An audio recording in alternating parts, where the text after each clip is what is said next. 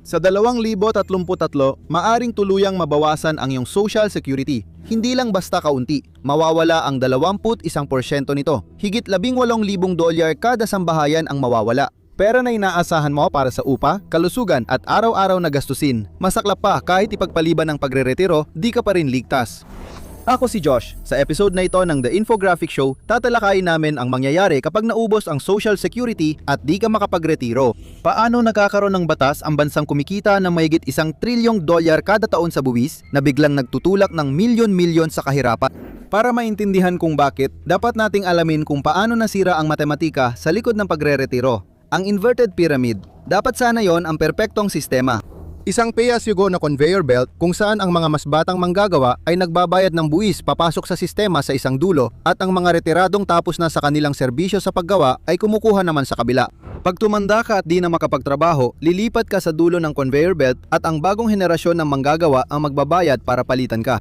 Kung gusto mong maging mas tiyak, ang pera ay nanggagaling din sa kita mula sa mga investment at sa mga buwis na binabayaran ng mga retirado sa kanilang mga benepisyo.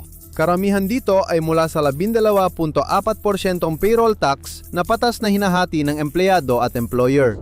Habang tuloy ang pagtakbo ng panahon, wala namang problema.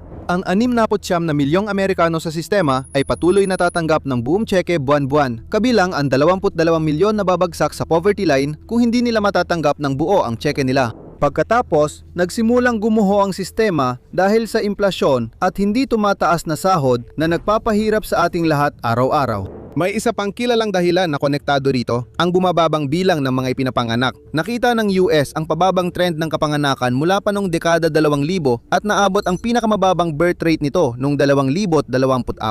Sa kabutihang palad, hindi pa tayo tuluyang bumabagsak ang populasyon dahil mas mataas pa rin ang birth rate kaysa death rate. Ngunit sa 1.6 na anak kada babae, seryoso na ang sitwasyon. Para magkaroon ng perspektiba, nung matapos ang baby boom era sa unang bahagi ng dekada, 60 ang birth rate sa US ay nasa humigit kumulang 3.3.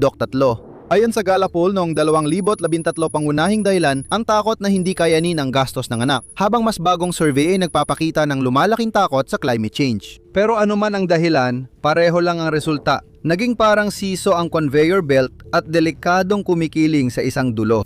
Maliit lang bahagi ng dahilan ang birth rates. Noong 1983, ipinasa ang mga pagbabago sa Social Security Act. Ang layunin ay mapanatiling solvent ang Social Security Trust Fund, ang Old Age and Survivors Insurance o OASI hanggang mga taong 2058. Marami silang hindi inaasahang problema. Ang epekto ng Great Recession, 2008 ay sumira sa trabaho, nagpahina sa housing market at nagpalala ng hindi pagkakapantay-pantay sa yaman. Isa ito sa unang senyales na baka sobrang optimistiko ang 2058 lumala ang sitwasyon noong 2021 nang magsimula ang malaking kakulangan. Sa unang pagkakataon mula noong unang bahagi ng 19 na daan at 80 DS mas malaki na ang binabayad ng Social Security kaysa sa mga kontribusyon. Hindi rin ito maliit na halaga. Umabot ito ng $56 na bilyong. Katulad ng biglaang gastusin bago sweldo na napipilitan kang gumamit ng ipon, may sariling savings account din ang Social Security, ang reserve o trust fund. At tulad ng iyong ipon, pag naubos ang pondo, wala na talaga. Problema pa, mas mabilis itong maubos kaysa inaasahan ng kahit sino. Siguradong ang solusyon dito ay dapat kumilos na ang mga millennial at magsimulang magkaanak ng mas marami. Tama ba? Hindi yon ang sagot.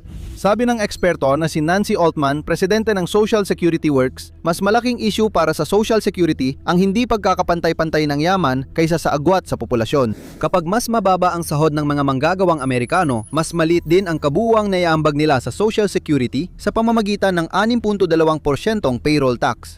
Iniisip mo bang natatakpan ng kakulangan kapag nagbabayad ng payroll tax ang milyonaryo at bilyonaryo? Kung ganon, kung inisip mo yon, malino na mas malayo pa ang iniisip mo kaysa sa gobyerno ng US na naglagay ng limitasyon sa kayamanang maaring buwisan para sa Social Security. Noong 2025 ito ay $176,100. Madilim ang hinaharap pero pwede ka pa ring mag-like, share at subscribe. Baka ito na lang ang makatulong sa'yo sa hindi mo pagre-retiro. Ano nga ba ang ibig sabihin nito?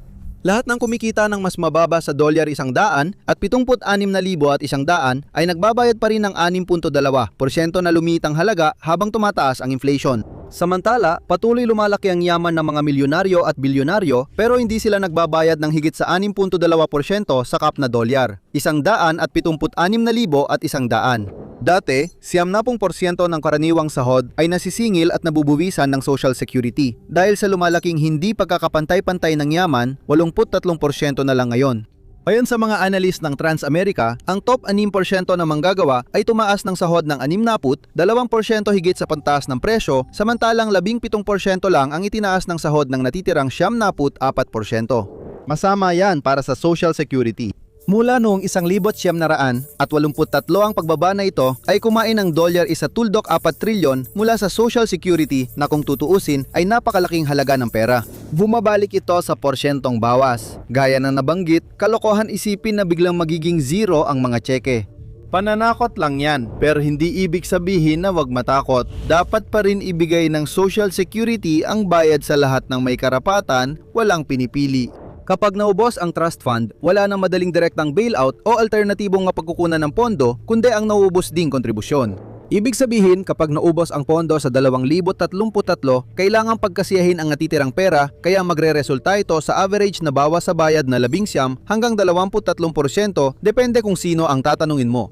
Isipin mo na lang kung sinabi ng trabaho mo na kailangan mong bawasan ang sahod mo, mawawalan ka ng ikalimang bahagi ng kita mo habang nananatili pa rin ang lahat ng gastusin mo. Nakatutok na yon ang baril sa mga retiradong Amerikano at hinihila pa atras ng gobyerno ang martilyo ng baril.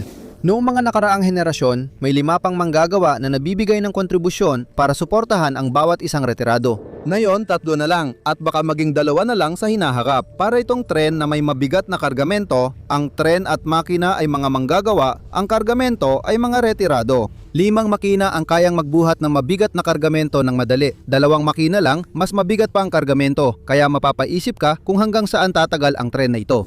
Ang pagpapaliban ng pagre-retiro hanggang sa mas matanda ka pa ay maaring mukhang solusyon dito. Makakapag-ipon ka pa ng mas marami, mahahati mo ang iyong mga bayad para sa natitirang mga taon at mababawasan ang bilang ng mga retirado. Panalo sa lahat ng aspeto, di ba? Pero may problema. Isa ka lang sa mga blok sa pader ng biyolohiya. Narinig mo na ang klasikong payo na laging sinasabi ng bawat tinatawag na financial guru. Ipagpaliban mo lang ang iyong pagre-retiro hanggang ika-70 taon mo. Ang pinakamaagang edad na maaari kang magsimulang kumuha ng benepisyo mula sa Social Security ay 62 pero mga 30% ang mababawas sa benepisyo mo kumpara kung maghihintay ka hanggang sa edad para sa buong benepisyo sa pagre-retiro na 67. Kung maghihintay ka ng hanggang 70-24% mas mataas ang benepisyo mo kaysa pagretiro sa 67, talagang nakakaakit ang ideyang ito. Iniulat ng CNBC na halos 70% ng Amerikano ang nag-isip na ipagpaliban ng pagre-retiro pero hindi ibig sabihin na kaya ito ng katawan mo. Ayon sa isang survey noong 2025,